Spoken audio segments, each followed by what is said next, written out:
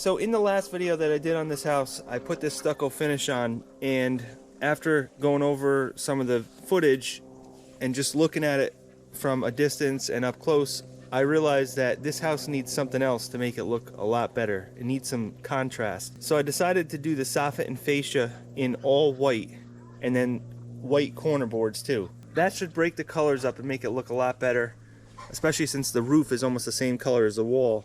It gives it a nice break in between. I was going to go the easy route and just paint the soffit and fascia, but I decided to do a little bit more work and make it look a lot better.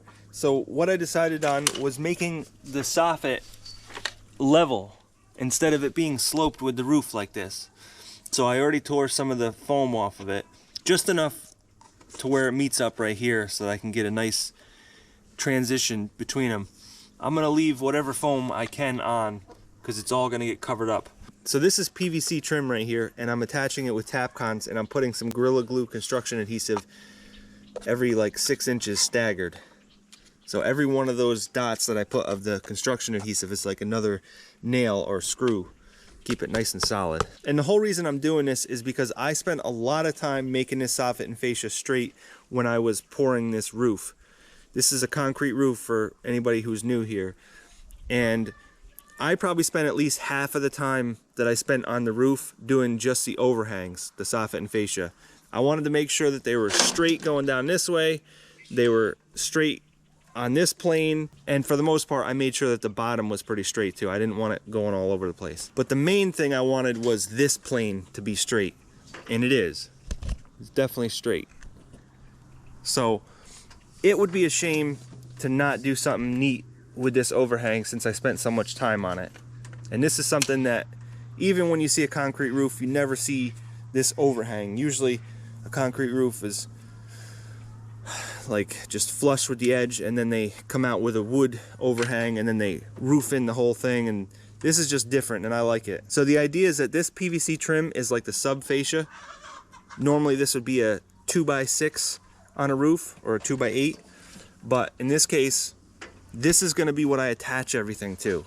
So this is going to be what I attach the gutters to, and this is also what I attach the soffit to, because I'm going to do vinyl soffit, and then I'm going to do aluminum fascia, and that's where it's going to attach underneath. And then also I'm going to do a drip edge over here. So at first I was thinking I was just going to use this PVC trim as my face, and I wasn't going to do anything else. I was going to use some white Tapcons and keep them hidden, and then that would be the actual finish. But the problem with that is underneath here I was also going to do PVC trim, which you can get 4x8 sheets, and they have like 1/4 inch, 3/8 and 1/2 inch sheets. So I was going to rip down this 16 or 18 inches, whatever it is, and just have a continuous PVC trim on the flat going underneath here.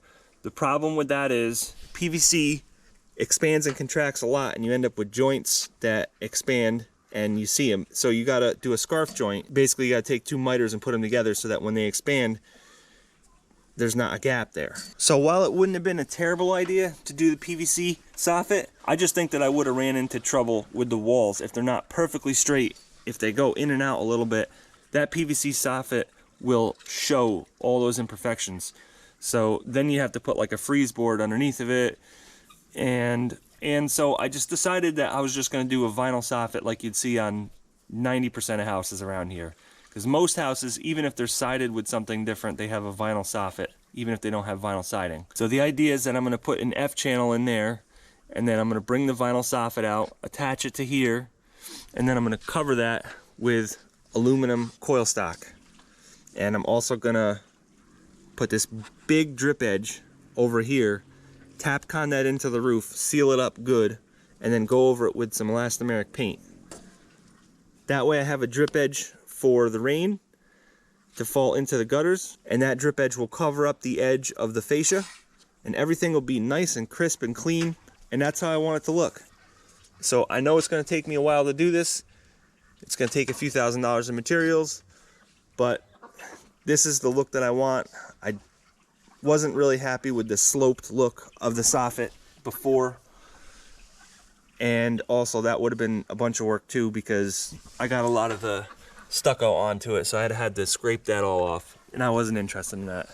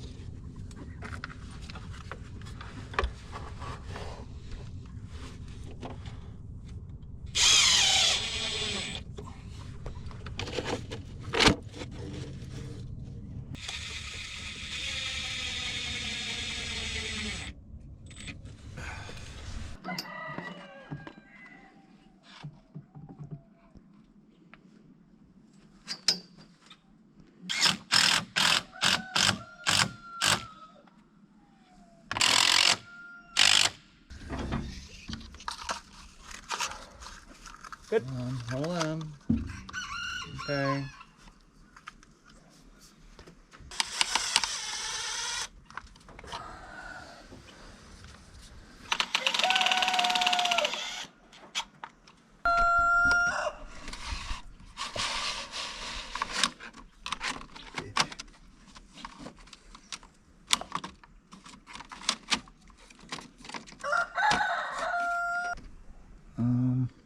Okay. Yeah, that's good.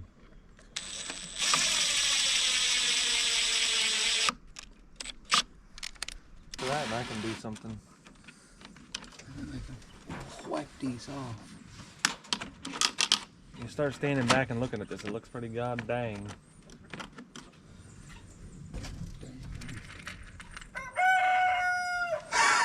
See how it slides.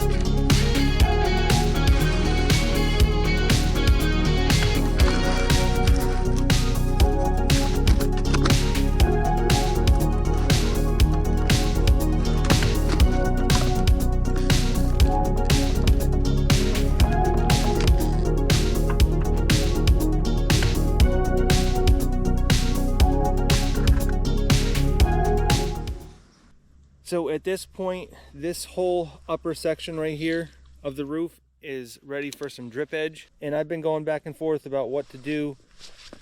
I have two different drip edges here. One is like a medium width, which is like 3 inches. The other one is like 6 inches or 6.5 inches. So this one I had to go an hour away to go get it, and I didn't get quite enough. I was planning on just using it for the eave ends, but then I got looking at it and the profile of it doesn't really match this other drip edge, so I'm hoping that I can just use this. And the whole idea behind this is that I need to give the water a place to drip off the edge to go into the gutter instead of dribbling down the face of the roof, the fascia. So the profile of this makes it so that the water drips right there. So when I was using Cementol to parge in this roof to make it smoother, I left out the area on the bottom, specifically because I knew I was going to address it all at one time with the drip edge and the fascia and everything else. So that's why I was hoping to use the wider stuff to cover all that up so I don't even have to do anything. But at this point, I'm going to try to use the thinner stuff, which is really a medium width, because they actually make quite a bit thinner material than that. And another thing, I'm getting kind of sick of using Tapcons for everything, so I'm hoping I can use one of these Ramset guns here, which I just got like a cheap version. I got a couple of these laying around. I got the better ones, but ultimately what it comes down to is, will that Ramset do a good enough job being so close to the edge of the concrete? I'm also going to use Gorilla Glue construction adhesive to adhere that, as well as the Ramset, and then to seal the joint up between the edge of the concrete and the beginning of the drip edge, I'm going to use some Lexel or Lexel or however you pronounce it.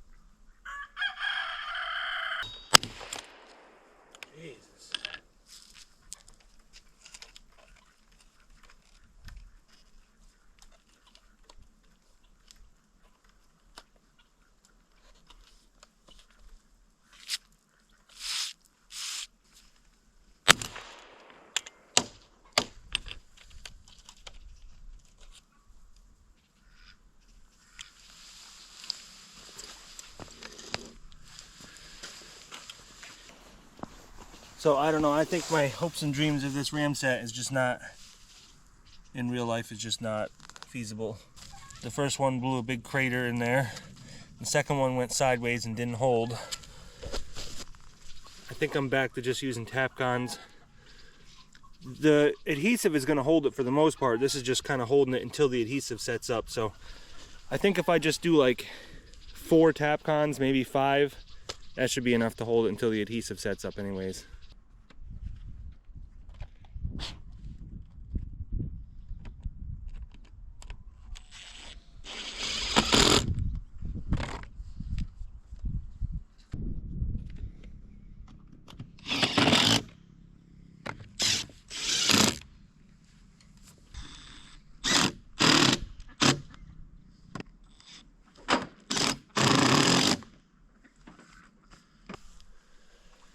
So that went relatively smooth. It took a little bit longer than I like, but it's done. I'm figuring about every 18 inches is about where I want those Tapcons. So now I just need to wrap around the corner, bring it up there. Same thing with that side, wrap it around that corner, bring it up. And then I can start putting my coil stock here, because I don't want to put the coil stock on until this drip edge is on. Otherwise, the top of the coil stock has got no place to go, and it can kind of flop in the breeze.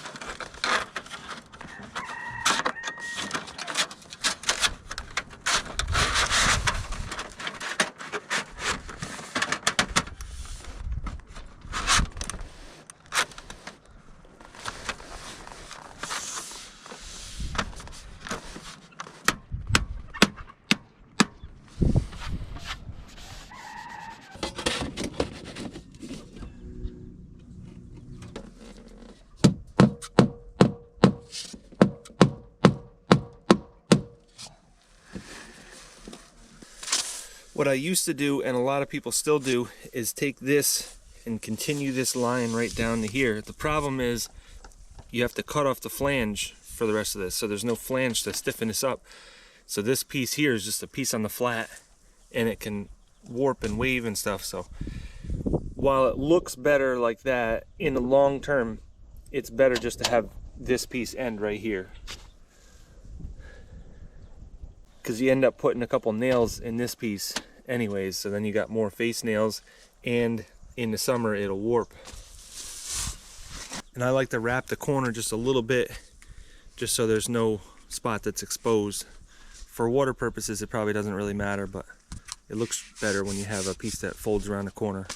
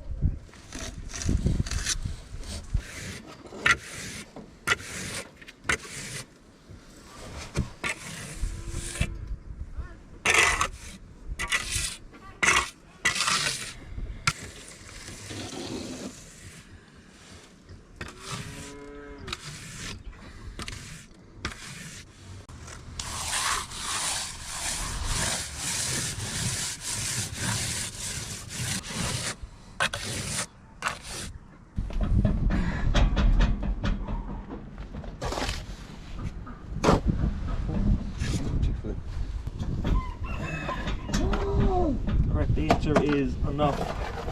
Enough coal to last for you.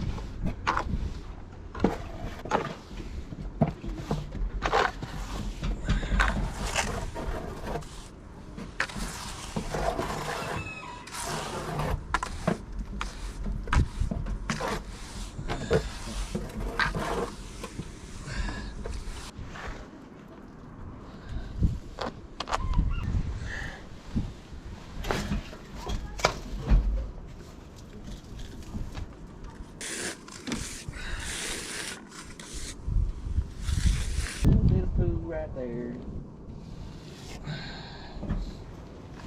A little bit of poo for that spot by the screw.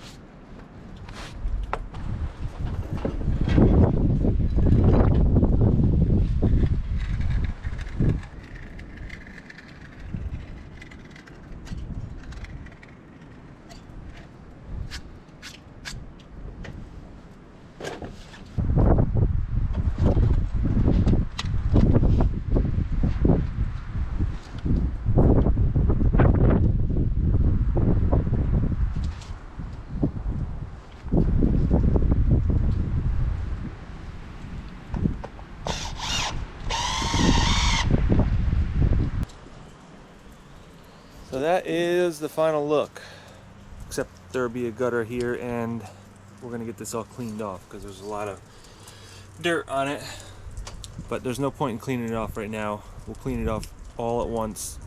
Probably use a pressure washer, but this piece right here is pretty complicated because you got a bevel on the bottom of that piece, you got a miter there, you got a miter up top over there, and then you got that piece going around, and I mitered these together so that you don't see one board overlapping the other.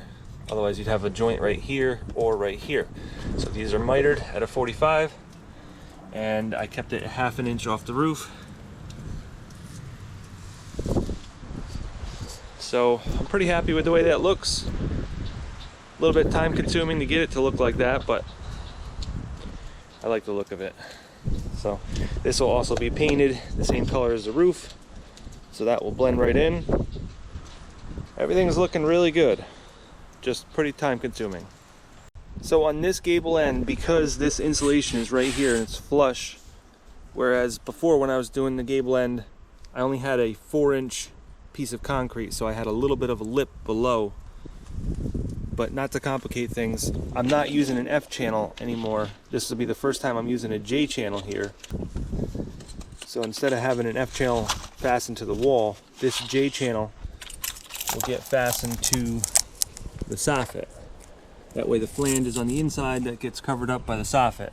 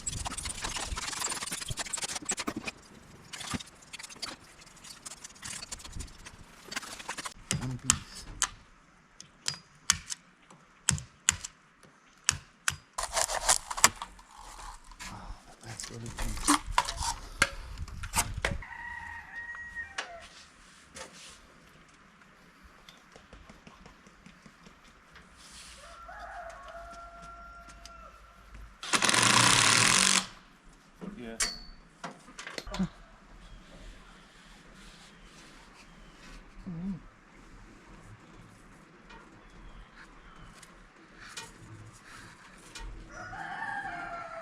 You can just let it rest right on that. All right. Yep. Good.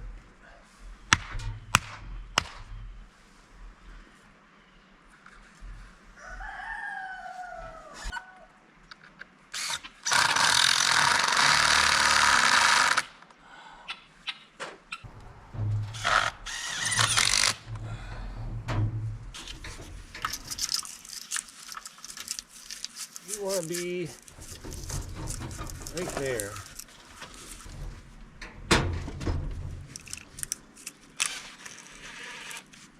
Yeah, you really don't even want to.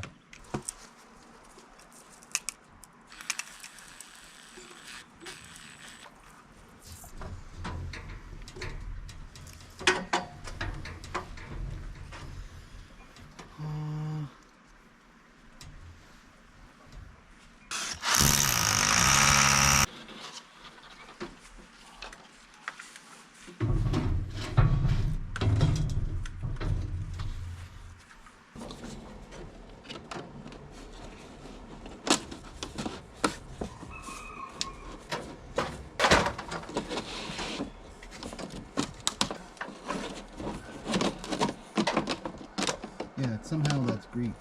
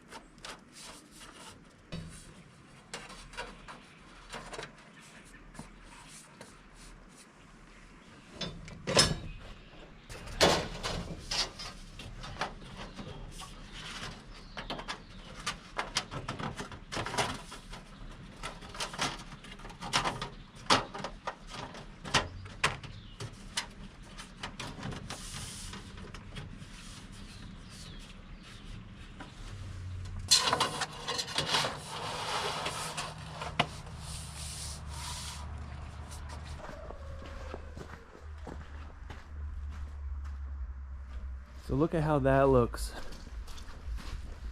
compared to that. That looks plain and boring, and that other return looks really nice.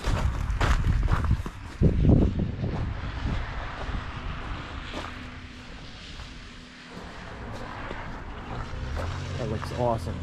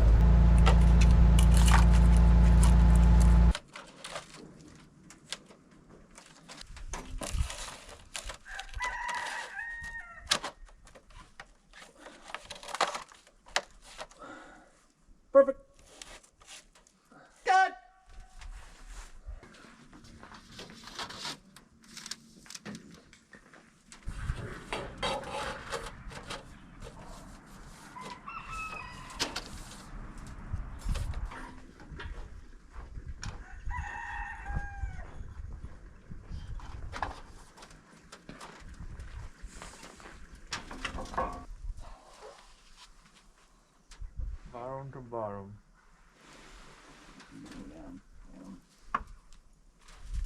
Good.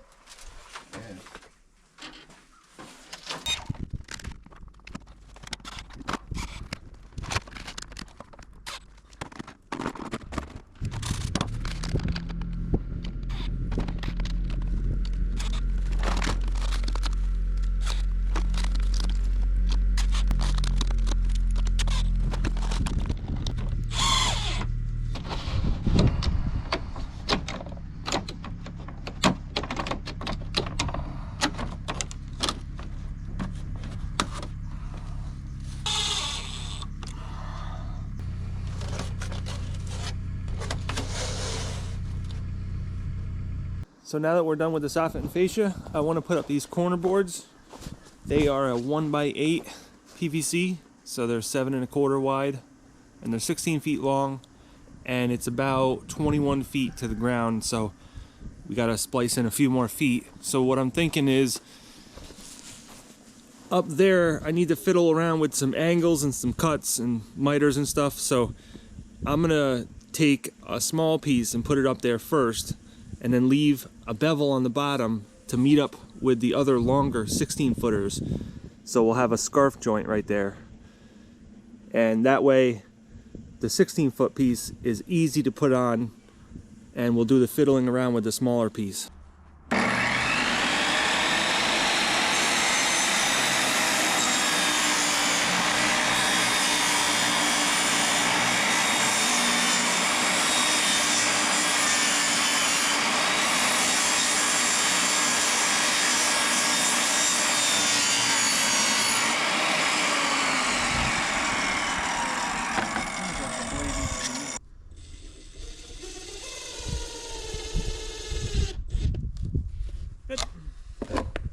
Good.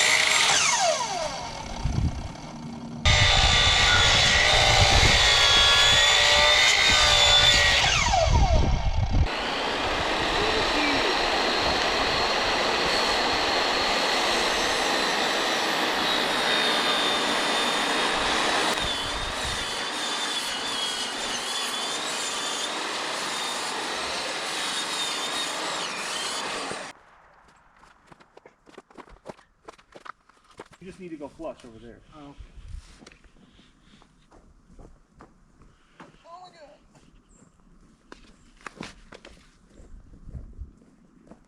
Okay. Good. Yeah. The middle's kind of funky.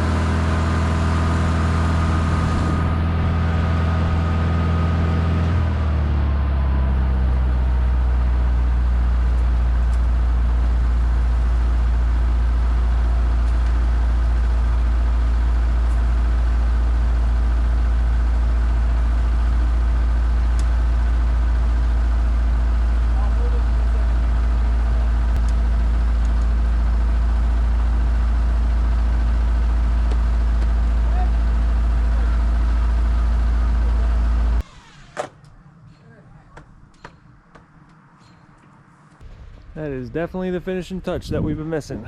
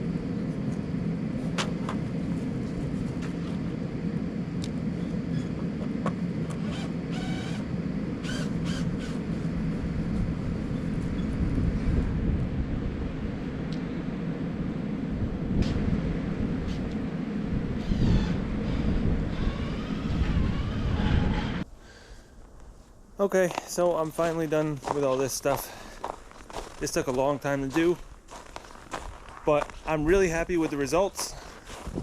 I love the look of it. What do you guys think?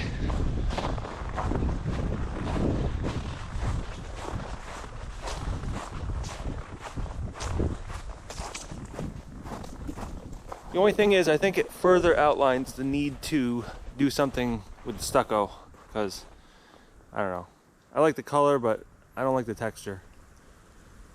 So that corner board is short there because the grade is actually going to come up to about that point, so I'm not worried about continuing it down. I just ran short on boards, but this one's quite a bit below the grade. Like the grade's going to be right there. Same thing with all these other corners. I made them long enough. I just need to raise the grade now, but it's like single digits right now, so I'm not trying to do any kind of earthwork like that because everything's just frozen. Trying to work with dirt or stone is just not fun when it's frozen. So the only thing I really need to do now is a nice cleaning on the house. Like I need to clean off all the soffit and fascia and corner boards, but again, it's single digits, so whenever you apply some sort of liquid, it's just going to freeze up. So I wanted to kind of pressure wash everything off. You can't even really see it unless you're up close, but there is a lot of dirt because when you're working and your gloves got like a little bit of dirt on them, it just really shows up on white. I'm not going to bother with corner boards down here. This is going to get enclosed next year. I'm going to put a roof on it, put some walls in it, probably make it all glass. So I'm not sure exactly what I'm going to do. Maybe I'll put corner boards eventually, but for right now, I'm not worried about it. So I think the plan with the stucco is going to be, I'm going to try to do something next year where I don't have to spray it because that's a lot of work to tape off all the windows. I'm going to try to do something with a roller. I'm going to get some sort of paint with sand, or I'll add sand, and I'll roll it out really heavy with like a really big nap roller to try to get some real big texture on it. And I think I'm just going to paint the whole thing because now that I have this looking really good with the soffit and fascia, it really is missing that final touch to it, which is the consistency of the stucco and the color too. I'm just not happy with the blotches here and there. It's like dark and light shades all over. I'm just not really happy. I thought that stuff would go away, but it's been like at least a month and it hasn't gone away, so I guess it's not gonna. Also on this house, I'm gonna put some gutters, just small gutters there, and then on all the eave ends in the back, I got a 26-foot section that I need to put gutters on, but I'm just not trying to do that right now. And I want to do a wraparound porch in the front. I'm gonna come off of there, go to 45, go straight that way, 45 that way, and then that way, and it'll all be like a foot off the ground or maybe a little bit more, so I don't have to put guardrails or anything like that. But for right now, I just have that little porch that meets code. You just need a little landing that's at least 36 inches out, 36 inches wide, and since it's less than 30 inches tall, I don't need any guardrails on that, and I don't need any railings going up the steps because there's only 2 of them. So that meets code. I'm just trying to meet code right now so I can get this CO on this house, and then we can fiddle around with a bunch of stuff later. But I probably didn't need to do the soffit and fascia to pass code, but I just figured I really wanted to do it. And it did cost probably $3 grand to do this. I probably had almost $1,000 just in the soffit. That stuff is expensive. It's like $24 for 12 feet of it. And this overhang is 18 inches wide, so you only get like 7 pieces out of a full 12-footer. And then with the coil stock, that was like almost $500. And then the drip edge, probably another $300 or $400. Corner boards, that was like, I don't even know, that was like $1,500 for all the PVC and the corner boards. In other words, for the sub fascia and the corner boards, all the PVC was probably around $1,500. So there's quite a bit of money wrapped up in this, but I'm really happy with the results. So now I can finally kind of rest with the outside of this house being done. The only other thing that I need to do to pass code and get the CO on the outside of the house is just to put some temporary railings around that back porch there. And that's it, really. I got everything all wrapped up out here. Now I just need to get some stuff done on the inside and we can call this done. So I will see you guys on the next video.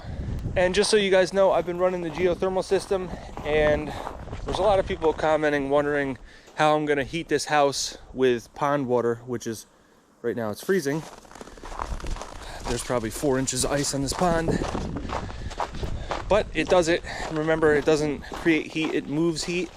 So right now my loop temperatures are hovering around 35 degrees. I have not seen my loop get below freezing, although it does have antifreeze, so I can get down to 15 degrees.